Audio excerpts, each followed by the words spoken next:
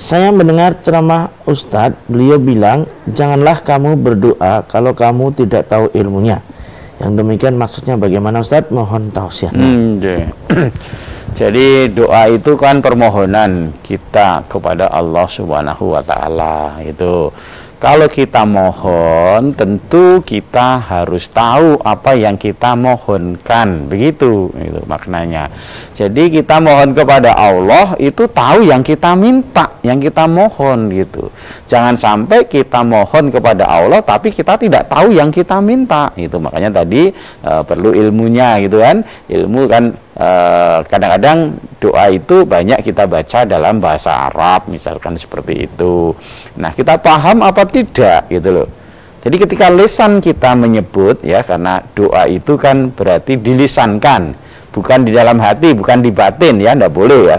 Jadi kalau kita berdoa kepada Allah jangan di batin dengan asumsi bahwa Allah Maha tahu apa yang kita minta, sak batin sudah tahu, bukan begitu.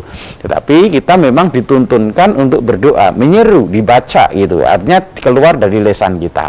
Nah, ketika kita membaca misalkan Rabbana atina fid dunya hasanah wa fil akhirati hasanah wa qina adzabannar, tentu kita harus paham ini kita minta apa begitu ya.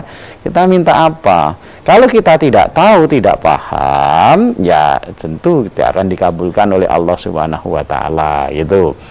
Dalam satu riwayat ya, disebutkan di riwayat Imam Ahmad, di sana disebutkan bahwa ketika kita itu memohon kepada Allah, itu dituntunkan oleh Rasulullah, mohonlah dengan penuh keyakinan gitu, dengan penuh kemantapan gitu.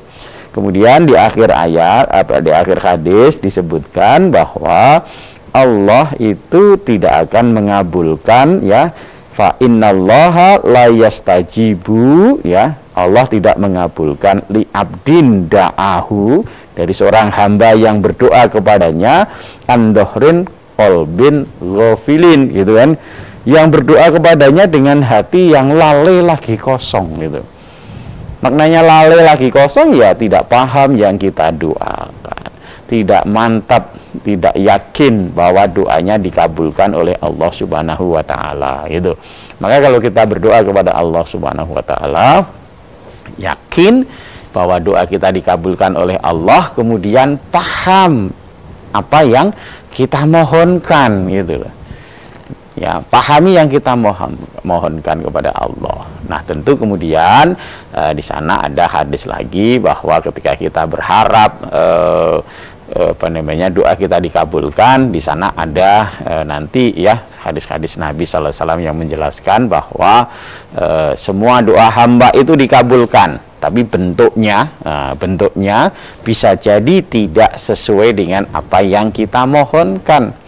Karena Allah Maha tahu apa yang terbaik bagi hambanya. Nanti mungkin satu saat kita bahas itu ya, bentuk-bentuk pengabulan doa Allah kepada hamba itu gitu. Kemudian juga ketika kita berdoa tidak boleh tergesa-gesa begitu. Nah, Nabi menjelaskan bagaimana makna hamba itu tergesa-gesa dalam berdoa ya.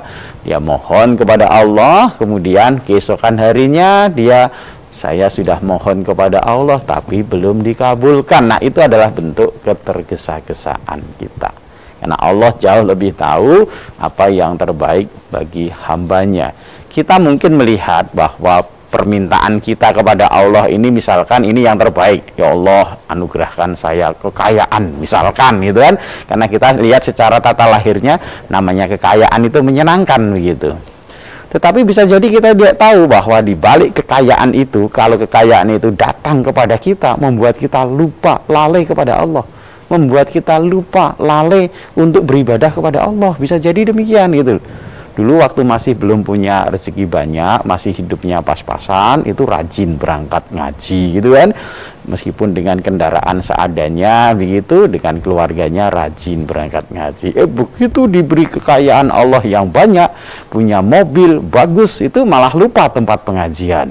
Malah kadang-kadang lupa juga dengan keluarganya, sehingga rumah tangganya berantakan dan seterusnya gitu. Maka Allah ketika kita berdoa itu diberi yang terbaik oleh Allah Subhanahu wa Ta'ala ya. Demikian Pak.